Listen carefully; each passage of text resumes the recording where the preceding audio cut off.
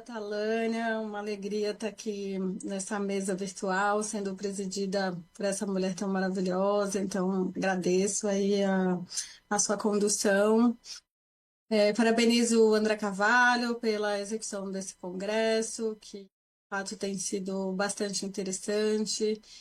A gente ficou muito consternado com a situação do incêndio no Conselho Federal da OAB, né, em 27 de julho do ano passado.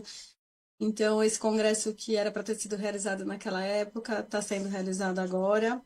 E que bom que a gente conseguiu ter esse tempo, ter esse momento. Então, parabéns, André, aí pela resistência, pela resiliência, por todo o trabalho, né, por chegarmos até aqui.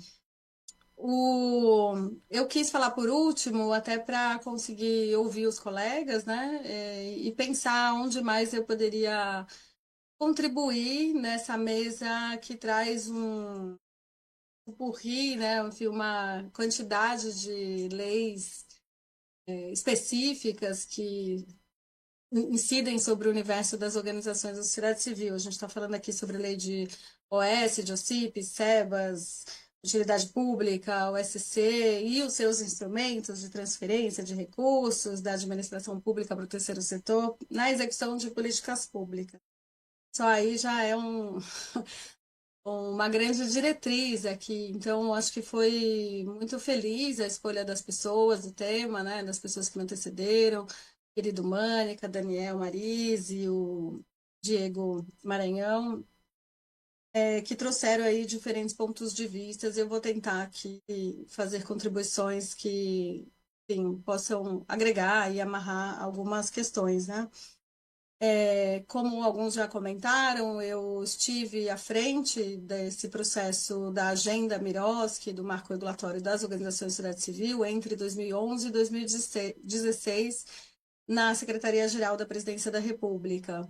E a gente organizou, à época, os temas que íamos trabalhar a partir de um plano de trabalho, de um congresso internacional que foi realizado em 2011, e esse seminário Miroski, depois a gente teve a segunda edição, recentemente teve a terceira, né? Então é super bacana esses momentos em que a gente pode trocar, planejar e pensar nessas reflexões o que são as grandes prioridades por onde a gente navega, né? E no tema, é claro, a gente tinha ali uma prioridade referente à contratualização, essa relação de parcerias entre o Estado e organizações de sociedade civil, que é enfim, a centralidade aqui da nossa conversa, mas ela também mistura com a conversa sobre certificação, que era um segundo eixo da nossa agenda, além do eixo da sustentabilidade, que aí a gente estava falando mais das questões tributárias e, enfim, sustentabilidade econômica, mas também uma sustentabilidade política. Eu vou me ater aqui aos primeiros dois temas, né? E quando a gente fala do processo de certificação, a escolha ali foi muito questionar, inclusive, esse processo de acreditação do Estado em relação às organizações. Porque a gente tem ali um processo de habilitação jurídica junto ao Estado, né? E muitas organizações que não necessariamente vão conseguir fazer parcerias com o Estado, né? Então, essa habilitação prévia ela não só foi questionada enquanto necessidade realmente de manutenção de títulos e certificados pela administração pública, quanto na legislação que foi editada fruto desse processo político institucional, que é a Lei 13.019 de 2014, há uma inversão de fases.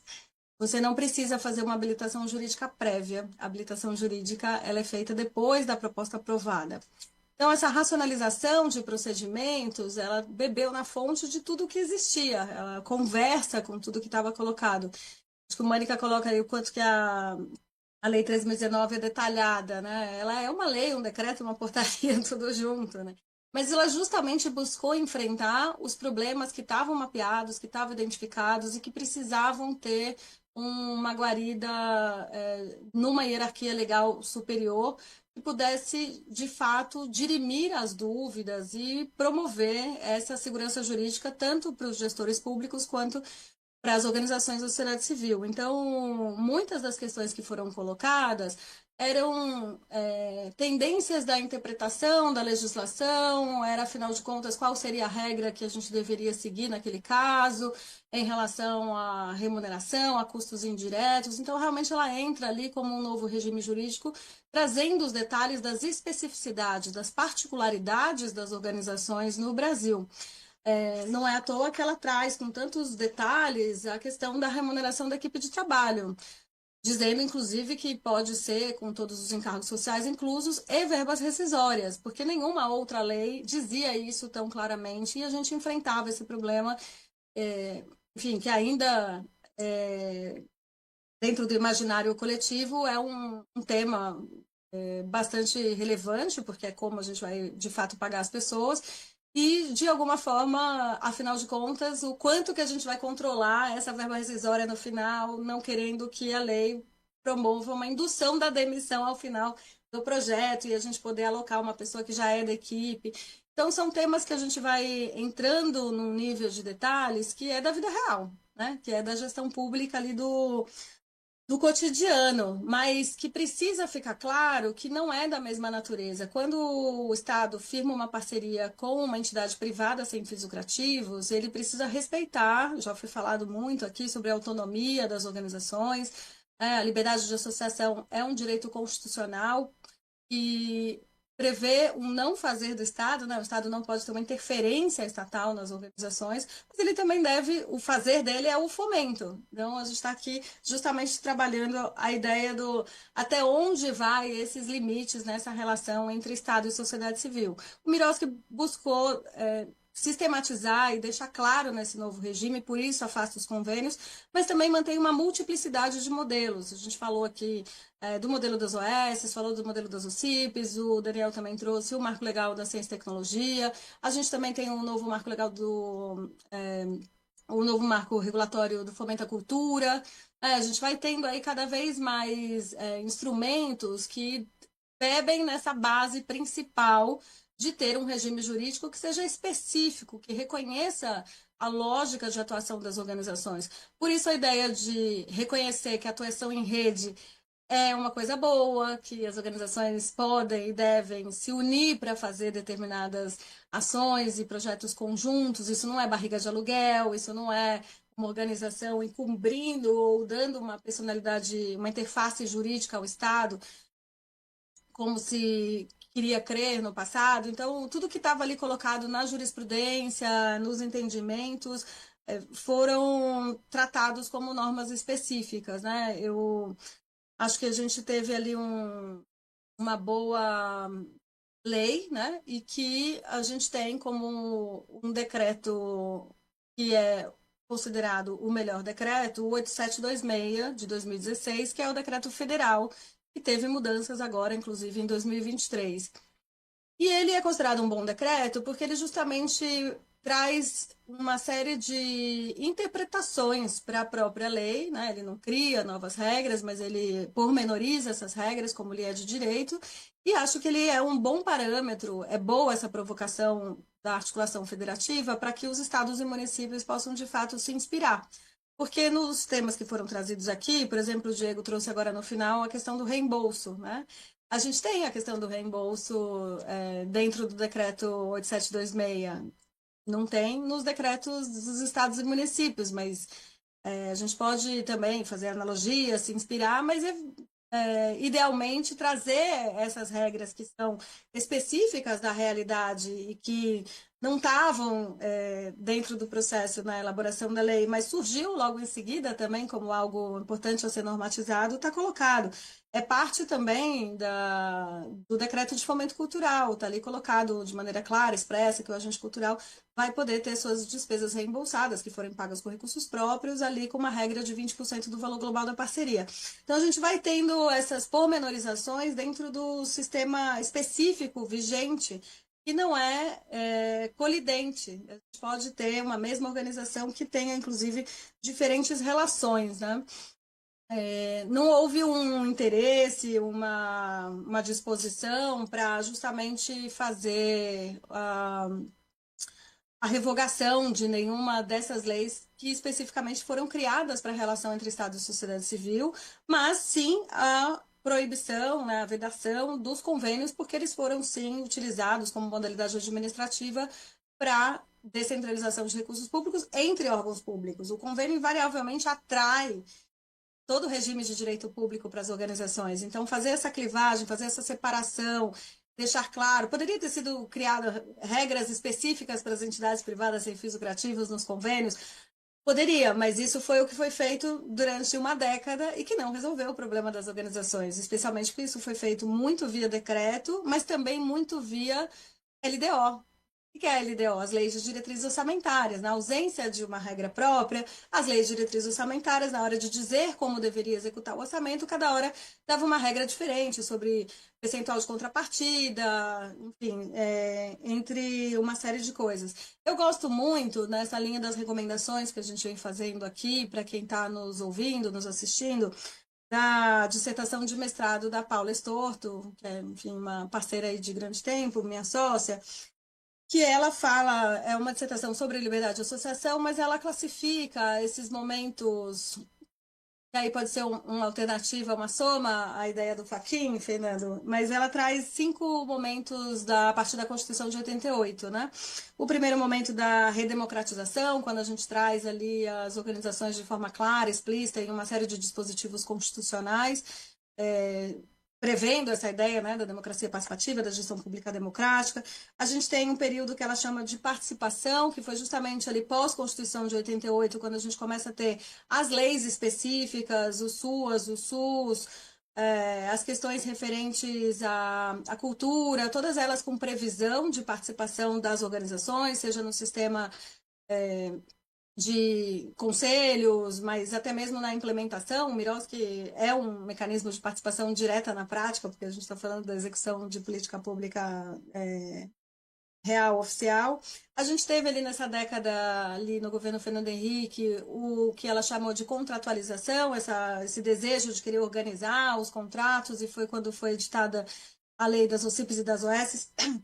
Não vou ter muito tempo de falar sobre isso aqui agora, mas eu gosto de chamar a atenção para quem for estudar mais sobre isso, que elas foram editadas no mesmo governo, mas foram processos políticos diferentes, elas tinham, enfim, desafios diferentes para serem editadas, tanto no caso da Lei 9790, que foi feita na Comunidade Solidária, quanto a Lei 9637, que foi feita no MARE, né, no Ministério das Relações Exteriores, e que tinha outro propósito. E a gente foi criando as regras estaduais e municipais aí Brasil afora e que hoje deu essa proliferação que o Fernando estava colocando. Então a gente teve depois, na década de 2000, uma década que foi muito voltada ali, na verdade, já no período do governo Lula, entre 2002, né, a partir de 2003 até 2010, uma época que ela chamou de época do controle, porque ao mesmo tempo que a gente foi cada vez mais aumentando a participação de organizações, inclusive de organizações que eram de base comunitária, ligadas a movimentos sociais, elas também foram sendo perseguidas por meio das regras de controle e das não regras que estavam fazendo essa limitação de qual era, na verdade, o papel e até onde podia ou não podia ir na execução de recursos públicos. Não é à toa que foi nessa época que a gente teve aí 2 comissões parlamentares de inquérito, foram citadas pelo Daniel, e também uma série de mudanças na legislação que gerava muita instabilidade. Ah, agora tem que ser 3 cotações, agora tem que ser o chamamento público, tem que ter 3 anos de existência, de experiência. Então, quando a gente vem nesse processo do Miroski, que ela intitulou de um processo de organização, o nosso esforço, a equipe técnica e política que estava à frente desse processo, buscou beber em todas as outras fontes e fazer um diagnóstico bastante amplo do que a gente precisava sistematizar para que, de fato, a vida pudesse ser modificada nessa relação entre Estado e sociedade civil. E, claro, a gente teve depois a lei entrou em vigor a partir de 2016 para a União, Estados e Distrito Federal, a partir de 2017 para os municípios, e a gente não teve um processo de indução da implementação. Não houve, né? A gente sabe o que aconteceu no país em 2016, e a equipe se desfez, não havia mais esse trabalho na Secretaria-Geral da Presidência, que foi retomado agora com a volta do governo Lula em 2023, né? Então, a gente tem um gap de implementação onde o que era para ser racionalizado, o que era para ter muitos treinamentos, capacitações e mudança de cultura, a gente, na verdade, teve o contrário. A gente teve simplesmente uma mudança de nome e uma soma de regras. Então, eu já fazia de um determinado jeito, agora eu somo as regras novas ao invés de querer racionalizá-las. E é claro que a gente tem problema em vários lugares, né? Então, se por um lado a gente tem várias coisas que são alicerces importantes para a nossa atuação como advogados na área de terceiro setor e também para os procuradores, né, municipais, estaduais e advocacia da União, por outro lado também a gente tem uma série de desafios dessa ausência de debate público sobre o tema, o que se retoma nesse momento e que acho que de fato a gente precisa avançar bastante em relação à sistematização de determinados entendimentos. O Diego deu aqui como exemplo a questão do parecer sobre os fornecedores nas contratualizações via Mirowski, que foi sistematizado pela AGU na Câmara de Segurança Jurídica dos Negócios da AGU. Essa mesma Câmara de Segurança Jurídica dos Negócios da AGU também recebeu provocação da sociedade civil e fez uma mudança histórica em relação à posição da Secretaria do Tesouro Nacional de que as organizações deveriam, enfim, as despesas de pessoal, as folhas de pagamento das organizações da sociedade civil, organizações sociais, com contratos de gestão ou mesmo com termos de colaboração, fomento, enfim, qualquer que fosse o instrumento, deveria contar para o cômputo de despesa de pessoal no limite da Lei de Responsabilidade Fiscal dos estados e municípios, né? Então, essa foi uma coisa que eu agradeço bastante, eu trabalhei muito nesse tema junto com o Fernando Mânica, e ele ajudou numa nota técnica que foi publicada na Comissão de Direito do Terceiro Setor da OAB, ela está inclusive publicada, né? A gente modificou ali, ela está publicada como artigo e ela é anterior a essa mudança mais recente que, de fato, está sendo porosa às nossas opiniões quando elas estão bem feitas, tecnicamente organizadas, sistematizadas e apresentadas com uma articulação importante, como são essas portas que a AGU está abrindo para o debate público, né? Então, esse foi um tema que a gente levou para a Comissão Nacional, que, enfim, todos os presidentes de todos os seccionais, todo mundo super concordou, mas que acabou sendo, enfim, entregue, endereçado aí via a Comissão de São Paulo, com um apoio muito próximo, que eu agradeço sempre, né? Aqui a comissão liderada pelo Mânica no Paraná. Então, são só alguns exemplos de coisas que a gente também precisa se unir para conseguir ter mais forças para fazer com que esses entendimentos possam ir para o caminho mais adequado quando a gente está pensando que existe, de fato, né, um direito do terceiro setor que é diferente do direito administrativo per si. Eu fui aluna do Celso Antônio Bandeira de Mello, uma honra, né? Adoro ele, foi maravilhoso. Mas, de fato, a visão que o direito administrativo traz sobre as parcerias, sobre os instrumentos, sobre os certificados, sobre as qualificações em si, só traz a ótica do Estado, né? E a gente precisa fazer essa soma e trazer outros elementos. Quando a gente pensa no LIMP, né, que é aquela formulazinha para lembrar dos princípios clássicos da administração pública, legalidade, impessoalidade, moralidade, publicidade, economicidade, eficiência.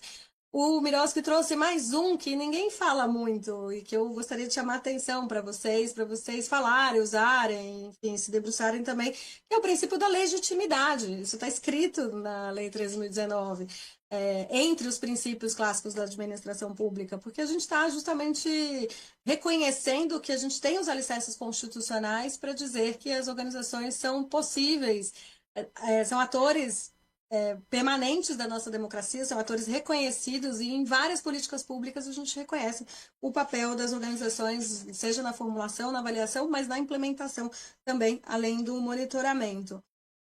Uma coisa importante que foi feita recentemente, e que fica também a reflexão para os estados e municípios, é a existência de um lugar para esse debate acontecer de forma mais permanente, porque a gente vai precisar seguir dialogando e melhorando essas informações. Então, a gente tem aí o Confoco, que foi previsto no artigo 15 da Lei 13.019, como Conselho de Fomento e Colaboração. Foi criado primeiramente ali em termos de municípios, no município de Belo Horizonte, foi criado no estado da Bahia e hoje a gente tem implementado na União desde 2023. Tenho a honra de ser vice-presidente lá do Confoco e vejo o quanto que é importante para conseguir produzir documentos e articulações necessárias dentro da União em relação às temáticas que tangenciam as organizações da sociedade civil. Um exemplo rápido aqui é essa discussão sobre emendas parlamentares. O Biroschi não criou e não revogou emendas parlamentares. Mas na hora de discutir emendas parlamentares no Supremo Tribunal Federal, as organizações entram no mesmo bolo. E é preciso fazer, de novo, a separação e mostrar a diferença. Então, a primeira decisão do Dino falava que as organizações tinham que ter mais transparência, tinham que fazer licitação. Então, era uma jurisprudência que estava contra a própria legislação. E a gente precisou ali fazer não só notas técnicas pelo Confoco, mas audiência presencial com a assessoria, com todo um gabinete do ministro nesse processo de negociação do governo com o Supremo em relação ao tema. Então, o tempo inteiro a gente precisa ficar conversando, lembrando, construindo para que a gente possa, de fato, ter um ambiente que seja mais favorável. Quando a gente pensa nesse tema que também me é muito caro, de levar o direito do terceiro setor para as faculdades de direito, a gente está pensando no futuro, mas a gente tem que também cuidar de quem já foi formado e de quem já está nas carreiras e trabalhando com essa outra mentalidade. Então, a gente vai precisar ter estratégias. Tanto para os novos, né, as sementes, é super importante a gente pensar na formação, na pesquisa, na prática, né, no estágio e na possibilidade de verter o olhar, inclusive, de órgãos públicos do sistema de justiça para apoiar e não só criminalizar as organizações. É o caso desse diálogo importante com o Ministério Público. O Diego comentou aqui, a gente tem uma nova resolução do Conselho Nacional do Ministério Público, CNMP, de outubro do ano passado, dando diretrizes para o velamento de fundações, mas, de fato, não há em nenhum lugar, nenhum dispositivo que autorize, que induza que o Ministério Público possa fazer essa fiscalização específica de associações de forma prévia, com essa ideia de certificado de regularidade, de habilitação jurídica, que conversa aqui com o nosso tema de certificação. Mas isso existe no estado do Pará, isso existe no estado do Maranhão, e a gente precisa conversar mais sobre isso para pensar que, na verdade, a gente tem o Ministério Público de Fundações, a gente tem a área de patrimônio público, né, que vai olhar para as questões que estão colocadas, mas, enfim, sobre suspeita, quando há indícios reais e oficiais que precisam ser investigados, e não isso de forma prévia, como tem acontecido, que gera aí uma série de embrólios burocráticos para as organizações de sociedade civil. Então, são questões que são relevantes. Eu estou hoje como, né, sigo como presidente da comissão da seccional da OAB de São Paulo, então estive na última gestão. A gente teve um foco muito específico para amalgamar mais essa rede de promoção e proteção e segurança jurídica para as organizações. A gente saiu ali de um universo de 15, 20 pessoas e terminou a gestão com mais de 400 advogados e advogadas. E agora fui reconduzida para esse novo mandato e a ideia é que a gente tenha, enfim, um avanço ainda maior e que a gente possa também fazer um diálogo com os órgãos de controle e os órgãos de controle de maneira ampla. A gente está falando dos tribunais de contas, mas a gente está falando também com as consultorias jurídicas, as procuradorias, né, dos estados e dos municípios, inclusive no caso do estado de São Paulo, também com a Secretaria de Fazenda, em relação à implementação da conquista da não incidência do ITCMD na reforma tributária, que foi algo bastante relevante, mas a depender de como foi implementado, a gente pode não usufruir, né, com essa proposta de uma maneira mais expressiva, né? Então, acho que para fechar aqui, seria bom se a gente pudesse pegar o melhor de cada lei. Mas não existe isso, a gente tem que lidar e aí, de fato, entender exatamente qual é o modelo sendo implementado, mas buscando que os modelos sejam aperfeiçoados e que os avanços possam ser incorporados, né?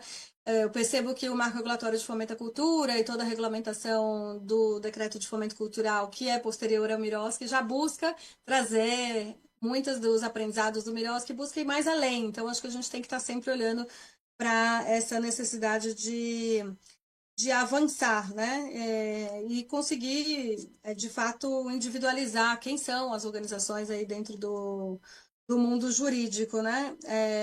Acho que a gente tem uma arena pública particularmente quando a gente está falando de parcerias e ou certificação, que não consegue ser dissociada da política, né? Então a gente precisa estar muito, como advogados, apoiando as organizações para navegar nesses cenários difíceis e adversos, né? Então, quanto mais a gente conseguir simplificar esta legislação, do ponto de vista daquilo que não nos é útil mais, e aí eu queria fechar lembrando dessa necessidade de revogação dos títulos de utilidade pública, Estado e município, a gente também fez uma nota técnica sobre isso na comissão, mas, por outro lado, também a necessidade de aprimorar naquilo que é possível, pensando aí nesse arcabouço que, de alguma forma, tem uma riqueza e uma clareza para cada um dos desafios que a gente tem que enfrentar e apoiar na assessoria jurídica que a gente faz, seja consultiva, seja contenciosa.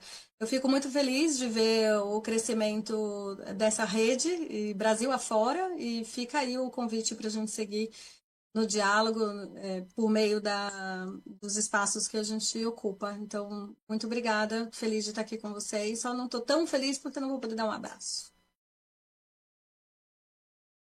Obrigada. Muito, muito obrigada, doutora Laís. Ah, Sempre última coisa, brilhante. desculpa, última coisa. Nessa linha de seguir dialogando, quero dar um spoiler aqui, que a gente faz lá na comissão o Direito do Terceiro Setor Law Summit como um grande congresso que junta todo mundo, e a data desse ano vai ser 10, 11 e 12 de junho. Então, gravem nas suas agendas, se puderem depois me procurem, vamos conversar sobre a construção desse congresso, que vai ser mais uma oportunidade, depois dessa que já está excelente, para a gente seguir no debate sobre o tema. Muito obrigada. Muito obrigada, doutora Laís. Presidente André, quer fazer alguma colocação? O que você acessou aí? Ah, só reforçar o agradecimento, né? A Laís, a Fernando, a Diego, a Daniel e a você, Talânia, por cair na presidência desse painel, né? Dessa mesa, conduzindo tão bem aí. Pessoas tão queridas aí, que a gente tem em contato há tanto tempo já, que a gente sabe que estão todos aí no mesmo propósito, né? De trazer mais segurança jurídica para as instituições do terceiro setor. A Comissão Nacional ela tem procurado fazer esse esforço de levar um pouco mais de informação, fomentar a criação de outras comissões nos estados, né? Já são 16 comissões estaduais e o trabalho deve continuar. Lembrando e reforçando aqui que Laís foi nossa primeira presidente nacional, né? Lá com César Brito, né, Laís? Foi quem plantou lá a semente, e aí, embora a gente tivesse gestões que não foram continuadas, voltamos aí com o Felipe Santa Cruz e já estamos aí no segundo mandato, já firmes e fortes para também já com o nosso presidente, Beto Simonetti, que está renovando aí o seu mandato, também novamente recriar, né, a Comissão de Direito do Terceiro Setor no Conselho Federal. Então, vai ser muito importante a continuidade do trabalho, né? E todos aqui estão convidados a participarem, né, pelos estados. A gente tem procurado fazer sempre essa articulação, esse trabalho conjunto com os presidentes de comissões, nos grupos de WhatsApp, com os advogados que atuam no terceiro setor. E aí, assim, São Paulo pioneiro nessa questão e tem feito um trabalho extraordinário aí com muitos GTs, né, com muitos eventos, tem realmente sido aí um farol do terceiro setor no Brasil. E a gente está concluindo esse mandato, né, da Comissão Nacional, por último, né, porque os estados terminam primeiro, e a gente termina só agora, no final de janeiro, mas concluindo com o Congresso Internacional, que fica aí também a semente para os próximos congressos, para a gente estar discutindo não só aqui no Brasil, como também as relações com os nossos países, irmãos vizinhos, e também da Europa, Estados Unidos, né?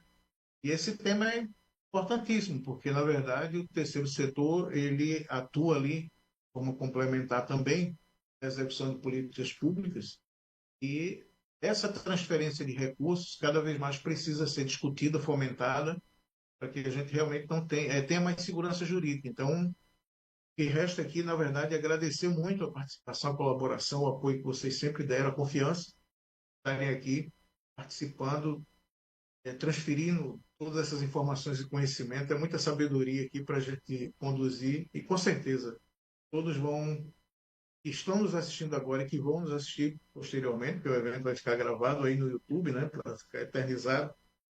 A participação de vocês é importantíssima. Então, eu aqui, na verdade, estou aqui apenas para reverenciar e agradecer a todos vocês pela participação. Alânia, nós temos aí ainda tempo, eu acho que dá para cada um fazer um minutinho de considerações finais para o pessoal do próximo painel já está entrando, né? Temos aí, eu acho que tempo para todo mundo fazer suas considerações finais ainda. Sim, presidente, mas eu queria mais umas 5 horas de debate, né? Para ficar devendo. Bom, agradeço, né, a participação de todos os painelistas. Como eu falei no início, admiro todos vocês, é uma honra estar aqui.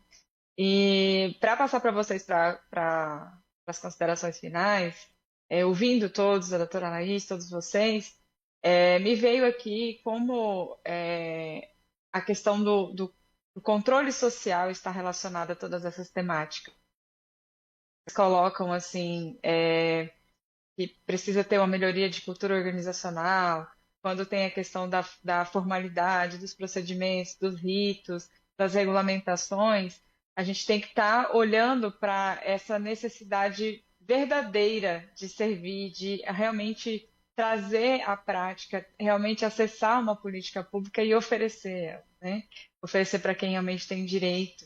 Então, eu acho que é bem interessante a gente estamos nesse momento de novo mandato, de novos prefeitos, então é um momento muito favorável também para estar fomentando esse tema, especialmente no âmbito municipal, que eu realmente sinto muito assim, como trabalhei no Poder Legislativo Municipal, vejo esse distanciamento, né, dos vereadores com essa realidade do terceiro setor e muitas das vezes um preconceito, né, e uma desinformação em relação à realidade que essas organizações enfrentam. Então, pela ordem, né, que nós adotamos aqui dos painéis, passo a palavra aí para as considerações finais aí para o Dr. Fernando Mânica.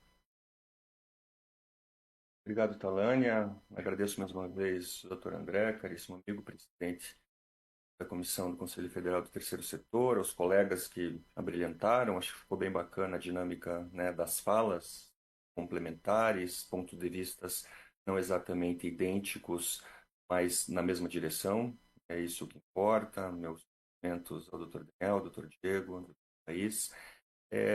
E minha mensagem final, muito breve, eu vou retomar algo que a Laís disse, né? Essa nossa luta, a minha, dela e de tantos outros, escrevendo, discutindo, para que finalmente fosse reconhecido, né, com algum grau de segurança jurídica, né, do órgão máximo aí da Procuradoria-Geral da União, em reconhecer que despesa de pessoal da entidade do terceiro setor não é despesa com servidor público e não deve entrar no cômputo da Lei de Responsabilidade Fiscal. Isso me parece, né, tão evidente, tão óbvio, tão básico da leitura da Constituição, da leitura da própria LRF, mas demorou aí, né, quantos anos? 25 anos para ser reconhecido. Então, quem trabalha, quem estuda com o terceiro setor, atende entidades, trabalha com parcerias, eu acho que a gente tem que estar sempre muito, né, ciente, consciente e apto a lutar por aquilo que nós entendemos adequado, por aquilo que o terceiro setor precisa, em última instância, é aquilo que os direitos sociais do Brasil, né, que a população brasileira, que a Constituição brasileira, que o Estado brasileiro demanda. Eu lembro lá atrás, quando eu fiz o doutorado, minha tese foi sobre a constitucionalidade das parcerias na saúde. Né? A época não se reconhecia, e volta e meia hoje a gente ainda enfrenta questionamentos de órgãos de controle, ou mesmo doutrinadores, até, que são contrários a que o terceiro setor atue em áreas como saúde, educação e assistência. Então, a gente tem novos desafios, muitos dos quais foram mencionados aqui, mas os velhos desafios continuam e muitas vezes a superação de cada um deles demanda muito esforço, muito suor, muitas lágrimas por vezes, e mais do que tudo, muita união. Então, que a gente siga unido, nós aqui, num grupo cada vez maior, para que esse tipo de desafio, os antigos, os velhos e aqueles que ainda surgirão, possam ser superados, e acho que esse evento colabora muito com isso, por isso, meu muito obrigado.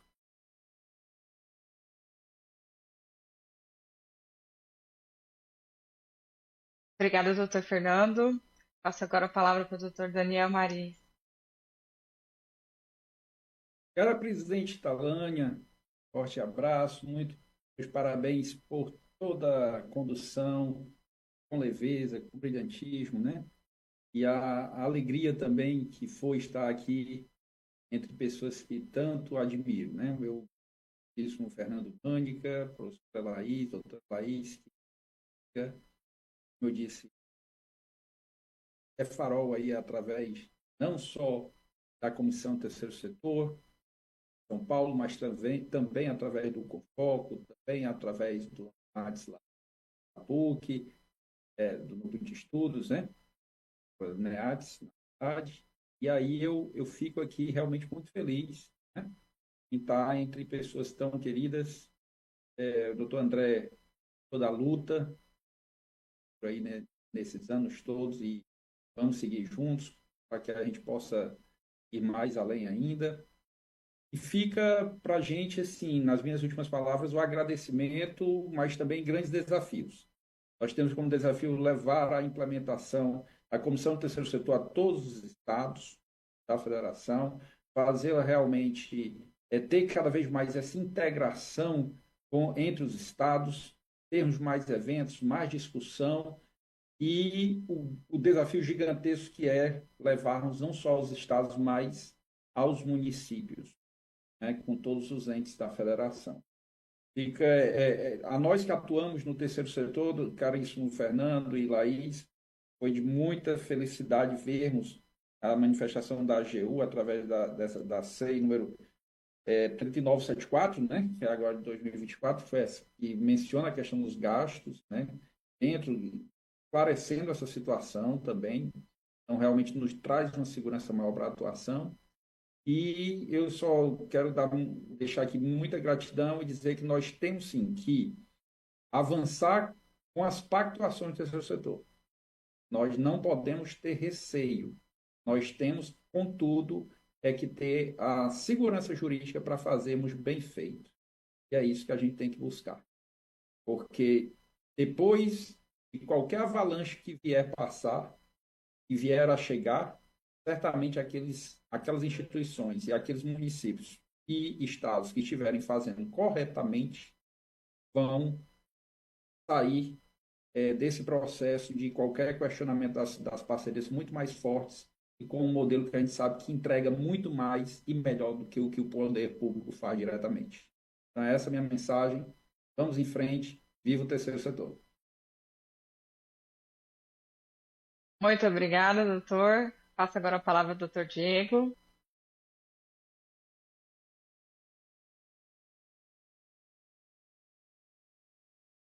Estão me ouvindo?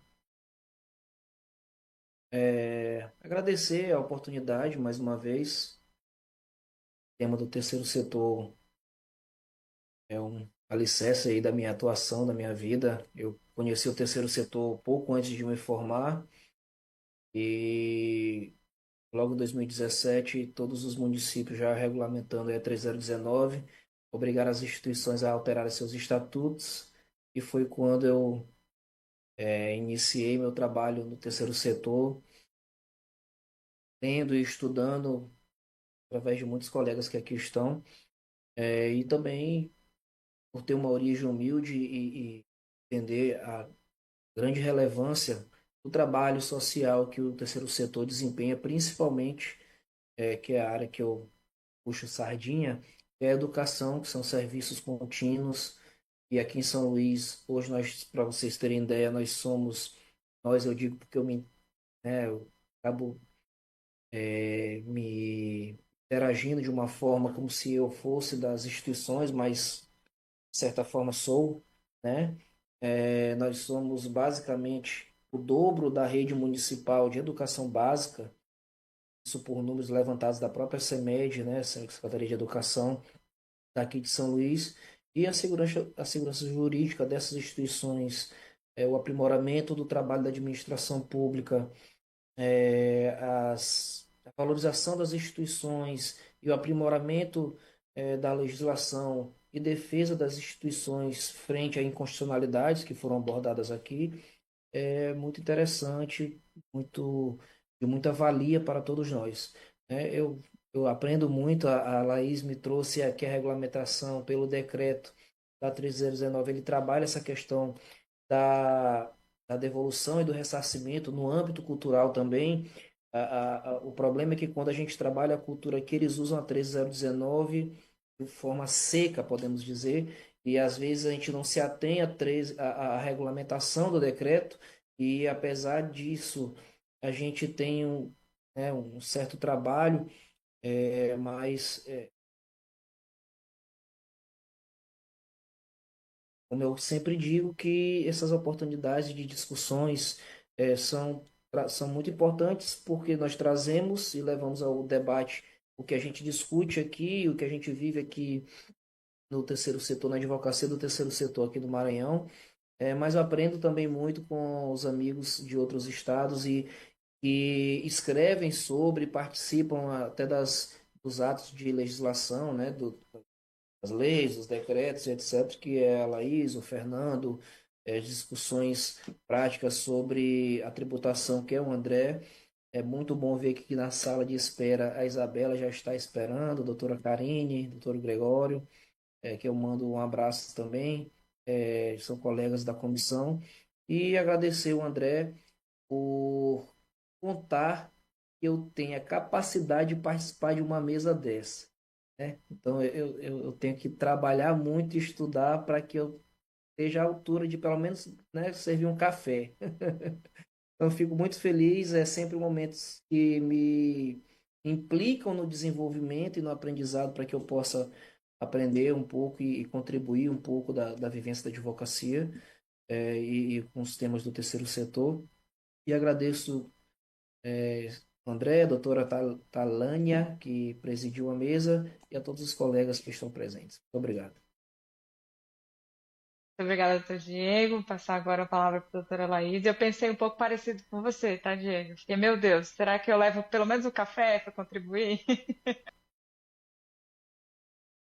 É nada, gente, é uma alegria a gente estar junto nessa. Eu cresci, morei até 16 anos em São Luís do Maranhão.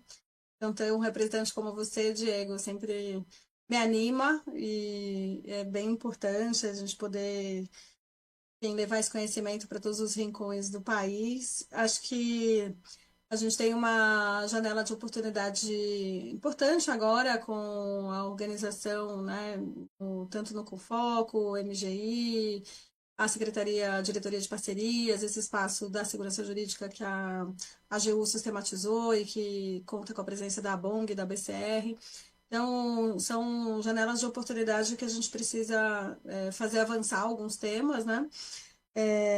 E mesmo dentro dos municípios, que foi muito da provocação da querida Talânia aqui, só fechar com um caos rápido aqui, que foi o município de São Paulo, em determinado momento, sobre credenciamento de educação, resolveu pedir a utilidade pública do município que proíbe a remuneração de dirigentes, por exemplo. E a gente sistematizou uma nota técnica e foi conversar com eles, e eles modificaram. Então, às vezes, a pessoa faz isso dentro da administração pública sem muito compreender exatamente qual é o caos que está organizando. Então, a gente poder, acho que manter esse diálogo aberto, e eu insisto em sistematizar as coisas em notas técnicas, porque acho que ajuda também. A administração pública é muito formal, ela gosta de tudo faz por escrito. Não é uma pessoa que vai decidir, né? Essa opinião precisa circular e embasar, enfim, instruir processos administrativos de alterações. Então, acho que é bem importante.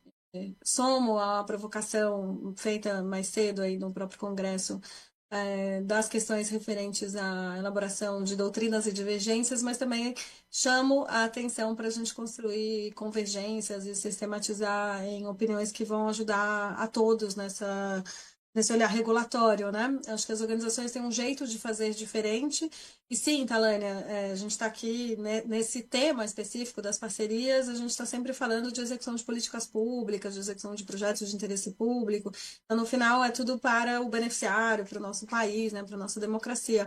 Mas o jeito de fazer é diferente, então a gente precisa respeitar e suportar e ajudar para que não seja confundido. Nenhuma organização se torna órgão público porque está fazendo uma parceria com a administração pública, né? Tem governança diferente, enfim, muitas coisas são diferentes. E aí tem um texto que eu sempre referencio e o tema de parcerias me faz muito lembrar, que eu queria deixar também aqui na soma de referências, é um texto do Félix Lopes, que é um pesquisador do IPEA, que ele fez 60 entrevistas com gestores públicos federais e divulgou esse paper em 2014, que chama Participação das ONGs nas Políticas Públicas, o ponto de vista dos gestores federais. E ali é muito interessante, porque os gestores começam a dizer que eles não buscam as organizações só para fugir da 8666, que era um consenso anterior, mas sim justamente porque quer ganhar mais legitimidade, mais capilaridade, quer trazer as experiências do território. Então, a depender da área de atuação, a gente tem que somar muito também essa visão, enfim, a legislação, o métier setorial com o que é transversal, né? Então, acho que precisa entender bastante onde é que a gente está ajudando, qual é o perfil de trabalho, de atuação da organização que a gente está assessorando para buscar ali o melhor quadro e as melhores regras. Então é isso, gente. Eu estou à disposição, né? Tento nos meus canais de contato. Não fiz aqui um PowerPoint bonito como o Daniel, mas, enfim, meu LinkedIn, aí é fácil de achar, Laís Figueiredo Lopes, e faço convite também para quem quiser seguir as redes sociais da Comissão de Direito do Terceiro Setor de São Paulo, é terceiro.setor.absp, a gente sempre se comunica por ali também. Parabéns, André, bom fim de debate para todo mundo, um abraço aí para os meus amigos que estão chegando da próxima mesa, e um abraço especial aí para quem participou da mesa comigo. Estou grata por ter tido essa oportunidade de estar aqui essa tarde com vocês. Laís, esse Félix Lopes, essa leitura não é coincidência do nome, não, né? Você e Talane aí. Não é meu parente. Lopes é uma família bem grande. Eu queria ser parente da Talânia, mas não sou, não. E, na verdade, vocês trocaram. Que eu já estou num momento que eu já não estou mais nem pedindo para trocar nada. Mas o meu nome não é Laís Lopes Figueiredo, é Laís de Figueiredo Lopes. Então tá invertido, né?